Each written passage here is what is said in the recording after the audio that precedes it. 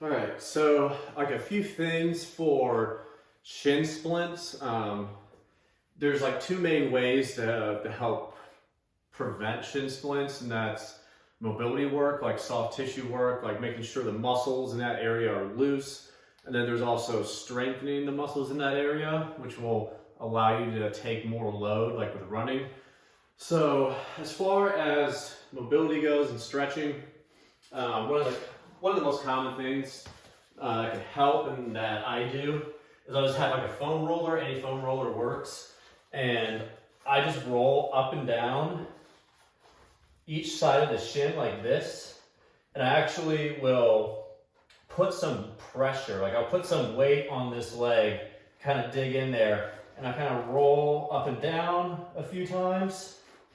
And I also hit like a spot, and then I will wiggle. I don't know if you can see out there move. I wiggle my foot around like this, and then I kind of move down a little bit, and I wiggle some more. And you can do that on either side of the shin, and also like the back of the calf. And I'm doing that whole thing, and then even doing work on like your foot, like getting barefoot, rolling. That can be something that can be helpful. The other one, there's a stretch that you can do. This stretch I will use sometimes. So I just kind of cross my leg like this, and I use this hand to kind of keep my leg in place, and then I just pull down. So I'm just pulling down on the top of the foot, on my toes, and getting a stretch all throughout here. It's a little bit easier if you do the stretch barefoot. You can get a little bit better of a stretch. If I do that, I kind of oscillate around, like up and down a little bit, and I'm just working and stretching out this outer calf muscle area here. You know, the same goes for the back of the calf.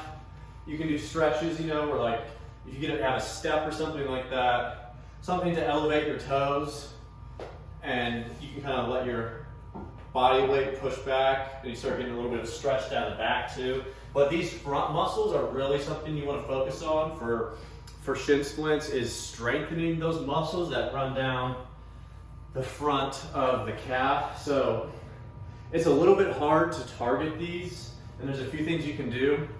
One, just like the real basic one, is you can do an exercise with the wall. Hopefully you can see this, but basically you get your back up against the wall, you get your feet out, and all you're doing is bringing your toes up and allowing your body to come up. And you know, you're not helping with any other part of the body. The legs are stationary. What you're doing is just moving those toes up, hold that top position, then you return down. And you just keep doing that. You know, generally until you hit muscle failure, you're gonna have to do a lot of reps, but that's one way you can strengthen it without any equipment. Now, my favorite exercise to do, you will have to get, you'd have to get resistance bands to do this one, but they're like 20 bucks on Amazon, so it's a really good investment. And I got resistance bands. I have a bunch of different ones, but they have this little loop here. It's a Velcro loop. And what I do is I fit this around my toe, like just close to where my toes are. And I cinch down this loop so that it's really tight, like this. Make sure it's very, very tight so it doesn't slip off, right? And I have my band attached to something heavy, and I just back myself up like this so I feel like a lot of resistance on that band. You can feel it pulling, and all I'm doing now is I just bring my toe back. So I keep trying to keep my knee a little bit bent up like this, keep everything else stationary, and you just bring the toes back, hold, go back to the start, bring it back up, hold, back to the start. And I would say that that is probably going to be the best exercise to help prevent shin splints, is that and calf raises. You know, the only other one is, you know, kind of elevate your toes, come up like that.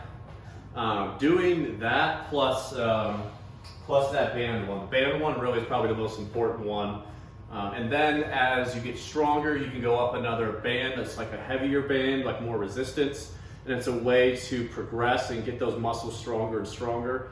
But those are probably the best ones to work towards preventing shin splints in terms of mobility and strength. I mean, there's obviously shin splints can also come from shoes, depending on like what kind of shoes you have, and if they're worn down, then that can cause shin splints. Form can be another one. Like I'll try to cover this real quick, but it's called kickstanding. So basically, if I'm running and I don't have any forward lean, if I'm running extremely upright, where it's more or less my body's in a straight line, when I land, because I'm so upright, all that force is going to my knee and through my shin.